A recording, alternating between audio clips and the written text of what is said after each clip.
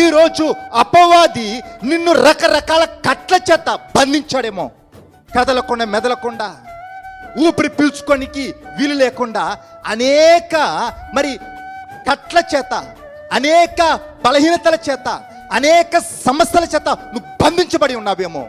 నీకున్న ఆ బంధకముల నుంచి విడుదల పొందాలంటే, నీకున్న ఆ కట్ల నుంచి నువ్వు విడుదల పొందాలంటే, నువ్వు ఎవరి వైపు చూడాలంటే యేసు వైపు చూడు.